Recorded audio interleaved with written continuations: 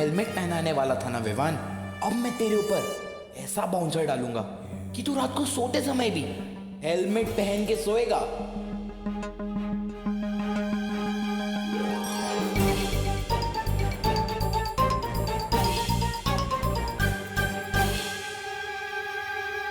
मैं आज छुपे छुपे विवान को लेसन कैसे सिखा सकता हूँ? अगर मैं इन सारे बेडशीट्स को मिनी साइज में कन्वर्ट कर दूं, तो ये सारे बेडशीट्स एक ही बार में धुल जाएंगे। यस।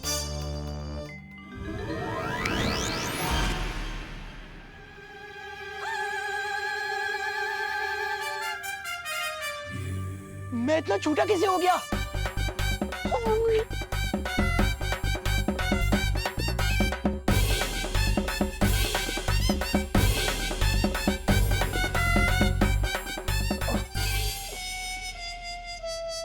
ये मैं कहाँ गया? लगता है तो मेरी सही में वाली धुलाई होने वाली है, वो भी सूरमा डिटर्जेंट पाउडर से। कोई तो बचाओ, हेल्प मम्मी।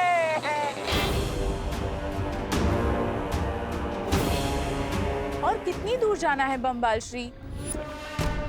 सबसे कीमती मोती सबसे गहरे पानी में ही मिलता है मिल्सा, और सबसे बड़ी कामयाबी सबसे ज्यादा सब्र करने वाले को ही हासिल होती है।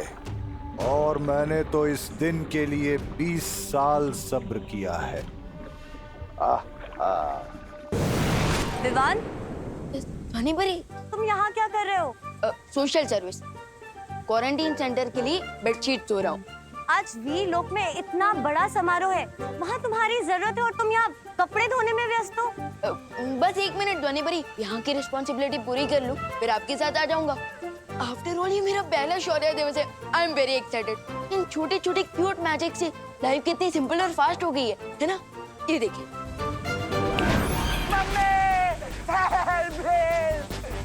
कोई तो मुझे मशीन से बाहर निकालो। विवान, मुझे किसी की आवाज सुनाई दे रही है। अरे फिक्र नॉट ध्वनि परी, ये वॉशिंग मशीन की आवाज है। धुल गए कपड़े।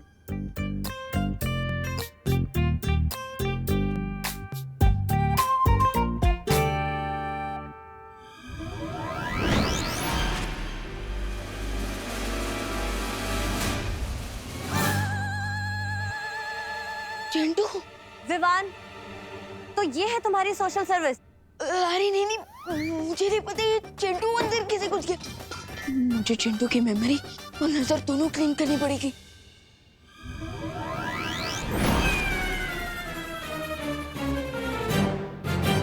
आई एम सॉरी चिंटू। विवान, तू मुझे सॉरी क्यों बोल रहा है? और मैं तेरे घर पे क्या कर रहा हूँ?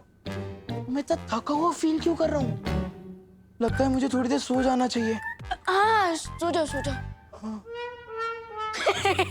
विवान, सॉरी ध्वनि परी, अगर आप मुझे इतना घूरेंगी तो मुझे नजर लग जाएगी। So please smile and let's go. मैं शौर्य दिवस के लिए लेट नहीं होना चाहता। वीरलोक के मेरे साथियों, आप सभी को शौर्य दिवस की बहुत बहुत शुभकामनाएं। भैया, सो आप यहाँ थे, शौर्य दिवस की तैयारियां करवा रहे थे। अब हाँ विवान, अब धरती लोक पे तुम सोशल सर्विस कर रहे थे, तो मैं यहाँ पे वीर लोक सर्विस कर रहा था। हर वर्ष की तरह हम शौर्य दिवस की शुरुआत शक्ति मशाल को प्रज्वलित करके करेंगे। ये शक्ति मशाल वीरलोक की अच्छाई की शक्ति का प्रतीक है, और इसे प्रज्वलित करने के लिए मैं बुलाना चाहूंगा बालवीर को। विवान, शौर्य कौन से बालवीर की बात कर रहे हैं? आई थिंक इस बार दोनों बालवीर को कह रहे हैं। ओह, हाँ।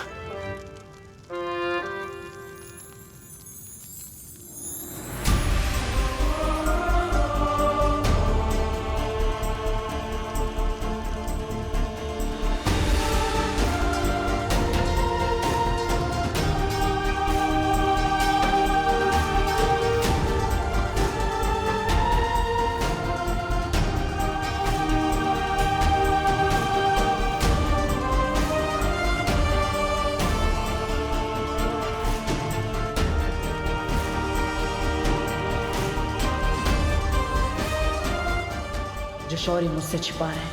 आखिर सब क्या हुआ था 20 साल पहले?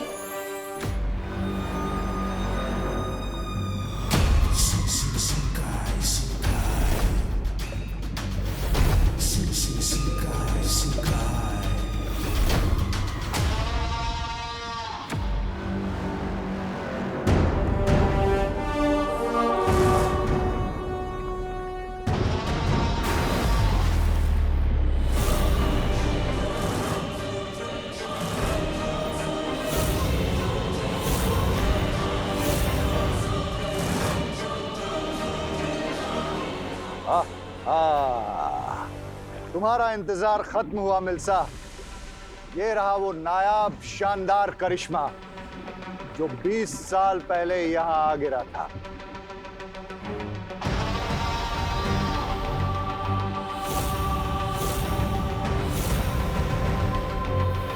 ये क्या है बम्बाल श्री?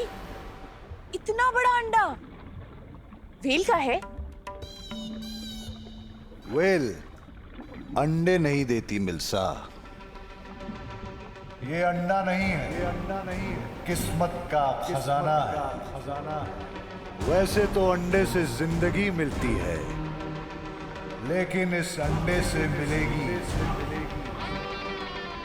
मौत। मुझे किसी तरह पता करना होगा कि आखिर हुआ क्या था, किसका वध किया है शौर्य ने, और दमनासा ने ऐसा क्यों कहा कि मैं अपने माता पिता के गुनहगारों का अनुयायी हूँ। भैया वो देखो वहाँ पे। हाँ।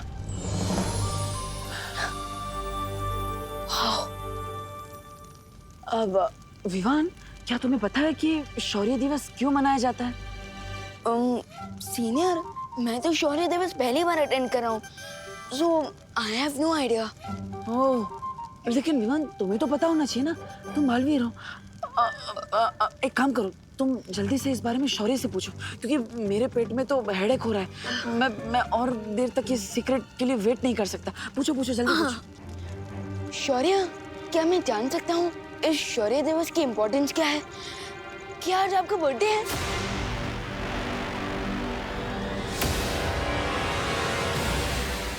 लेकिन बम्बाल श्री, आपसे एक बात पूछनी है।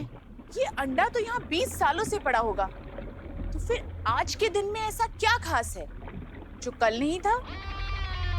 क्योंकि 20 साल पहले आज ही के दिन मेरी मुलाकात हुई थी वीरलोक के जयकाज। आज से 20 वर्ष पहले की बात है। वीरलोक में एक बहुत ही निपुण रसायन विशेषज्ञ हुआ करता था। रसायन? भैया, रसायन मतलब? केमिकल में एक्सपर्ट साइंटिस्ट, ऐसा कुछ।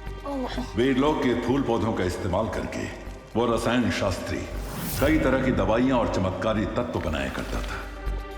उसका नाम था जयकाज। जयकाज तंग आ चुका था शौर्य के शराफत भरे बेकार भाषणों से। शराफत होती ही है तकलीफ देने वाली चीज। मुझे तो शराफत को देखकर घिन आने लगती है। उसे भी आने लगी थी।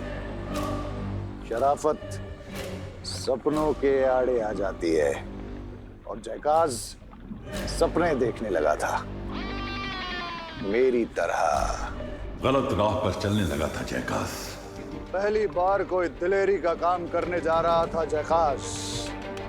अपने घमंड में चूर जयकाज ने एक कवक नाम के जैविक हथियार का निर्माण किया, जिसके इस्तेमाल से वो इस धरती को 2020 में पूरी तरह से नष्ट करके धरती पे राज करना चाहता था। लेकिन इससे पहले कि वो कोई बढ़िया काम कर पाता, शौर्य की बुरी नजर पड़ गई उस पर, और जयकाज को अपने कवक और 2 छोटे बच्चों के साथ वीरलोक से भागना पड़ा।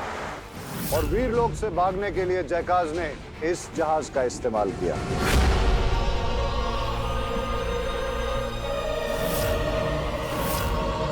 लेकिन मैं ऐसा होने नहीं दे सकता था, इसलिए मुझे वो करना पड़ा जो वीरलोक के नियम के विरुद्ध है।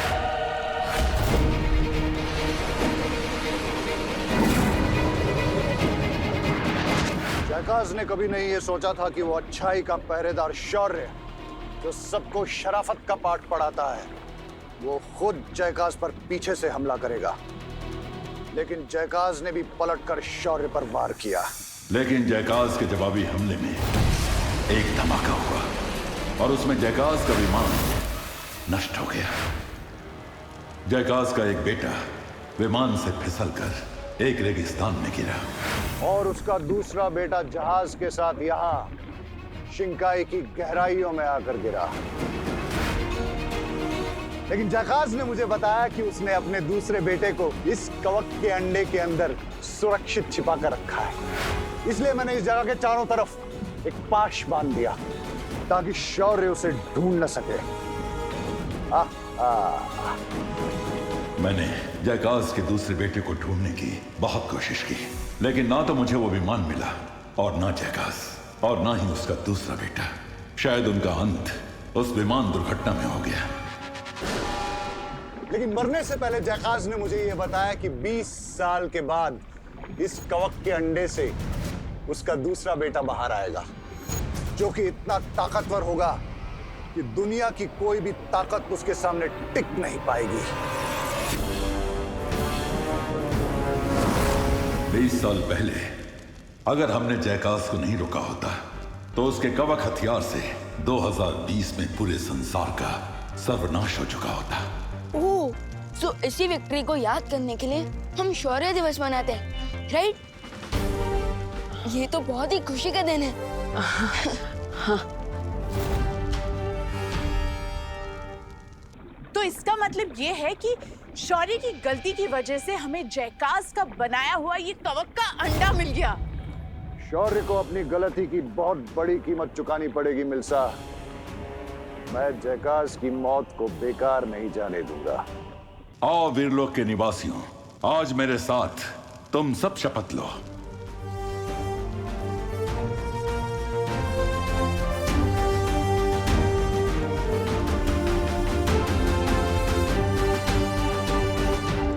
हम शपथ लेते हैं कि हम इस संसार में अच्छाई को हमेशा जिंदा रखेंगे।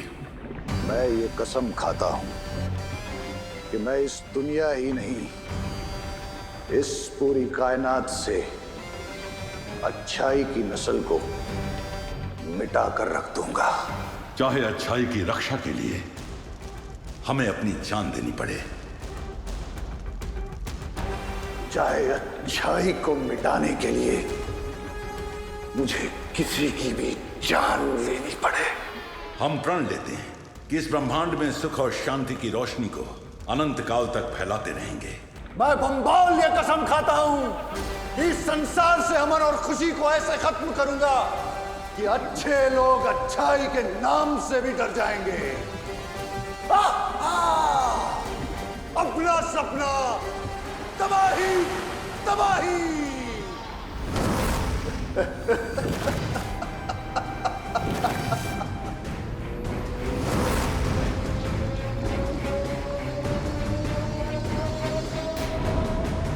हमारा ये 20 साल पुराना सपना सच होने जा रहा है। वैसे बंबाल श्री, एक बात बताइए, समुद्र की गहराइयों में जहाँ 1000 हाथियों के बराबर का वजन होता है, वहाँ 20 साल से पड़ा हुआ ये कवक का अंडा फूटा नहीं, तो इसे हम कैसे फोड़ेंगे? तुम्हारे इस उम्दा सवाल का मैं तुम्हें एक शानदार जवाब देता हूं मिल्सा, और जवाब सिर्फ 3 लफ्जों में है। लिम्पार का वार।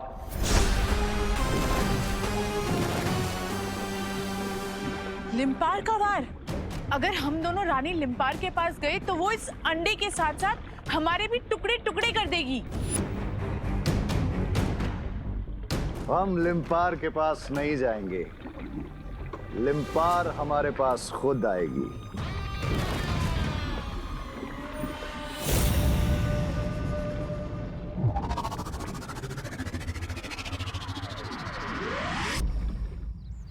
तो देवो भैया, शौर्य दिवस तो बहुत ही अच्छे से पूरा हो गया और आपने शपथ भी ले ली। सो अब शौर्य ने मुझे एक रिस्पॉन्सिबिलिटी दी है जिसे पूरा करने की अब मेरी बारी है, और वो ये है कि मैं आपको बालवीर की शक्तियां लेने के लिए रेडी करूंगा। हे भगवान, अब ये कौन सी नई मुसीबत आ गई? ओह, यानी कि आज से तुम मेरे गुरु हो। भैया, गुरु थोड़ा ओल्ड फैशन वर्ड है। आप चाहे तो आप मुझे अपना कोच बुला सकते हैं। How is it? हाँ, अब तो आज से तो मेरे छोटे कोच। ओके, तो बताओ क्या करना है मुझे? ट्रेनिंग कैसे स्टार्ट होगी? सुदेवो भैया, आज का आपका पहला टास्क शुरू करते हैं इस फुटबॉल से। इस वक्त विवान को बहुत सारे राज एक साथ पता चले हैं। अगर अभी उसे पता चला कि नकाबपोश भी एक छलावा था तो उसके दिल को चोट पहुंच सकती है। बालवीर होते हुए अब बालवीर बनने की ट्रेनिंग लेनी पड़ रही है, पर क्या करें, शौर्य की आज्ञा का तो पालन करना ही पड़ेगा। क्या हुआ देवो भैया? इस बॉल का करना क्या है? ओके, तो बहुत ही सिंपल टास्क है। आपको इस बॉल को इतनी जोर से मारना है कि ये मेरे ऊपर से जाकर उस दीवार को टकराए। Okay, easy, done. देबू भैया, आपको इसे बिना किक किए मारना है। बिना किक किए मारना है? यस। कैसे मारूंगा? इस हाथ से? अरे नहीं देबू भैया, रुकिए। ना लात से ना हाथ से, आप इसे मारेंगे अपने जज्बात से, यानी कि अपने दिमाग की पावर से। दिमाग की पावर से? यस। लेकिन विमान, दिमाग के पास पैर थोड़ी ना होते हैं। देबू भैया, दिमाग के पास पैर से भी ज्यादा बड़ी चीज होती है, और वो है इमेजिनेशन के व्यक्ति, जिसकी मदद से आप जहाँ चाहे उड़कर जा सकते हैं, जो चाहे कर सकते हैं। विमान, अब ऐसे बहुत कॉम्प्लिकेटेड बातें हैं, समझ नहीं आ रहा है कुछ। एक काम करो, तुम मुझे कोई मैजिकल मंत्र दे दो, जिससे मैं इस बॉल को यूं चुटकी में उड़ा दूंगा। भैया, मंत्र तो मैं आपको दूंगा ही, बट उससे भी बड़ा मंत्र होता है अपने दिमाग को शांत रखना, क्योंकि असली पावर हमारे ब्रेन में ही होती है। Okay, so ready? अब मैं आपको एक पावर दूंगा। Ready ready.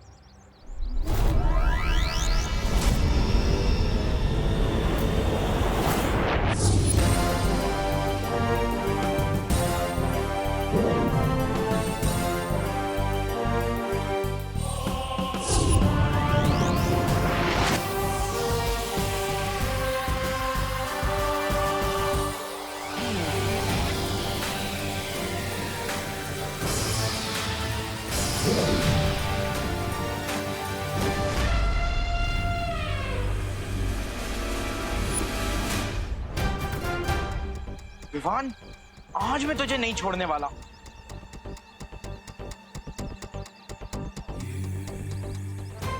ये चिंटू इधर आया है तो पक्का विमान के लिए कोई ना कोई प्रॉब्लम लेकर आया होगा।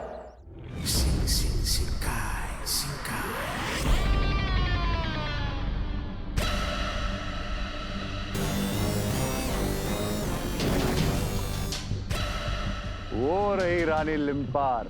चलो इस मछली को अब कांटा डाला जाए।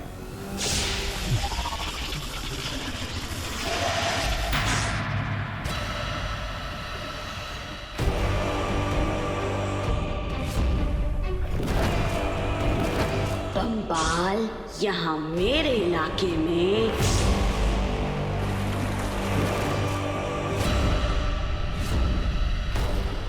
यहाँ आने की हिम्मत कैसे की तूने बम्बाल? वो क्या है ना रानी लिम्पार कि मैं यहाँ से जा रहा था, तो फिर मैंने सोचा कि क्यों न रुककर तुम्हें ये बता दूं कि तुम इस समंदर की सबसे बदसूरत मछली हो। देखो, झूठ नहीं बोलूंगा लिम्पार, लेकिन तुम्हें देख के जी कुछ खराब सा हो जाता है। दिल करता है कि आंखें निकाल के इस समंदर के पानी में धो लूं।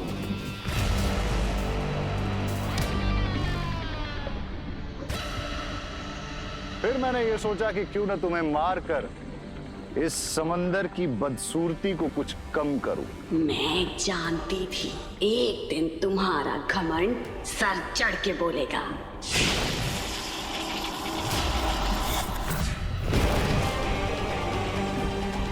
लो, मरने में भी इतने नखरे। अरे कभी तो कोई काम बिना चिड़े किया करो।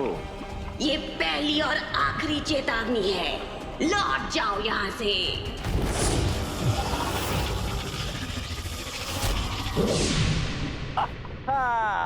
चले जाओ, वरना मारे जाओगे बम्बाल।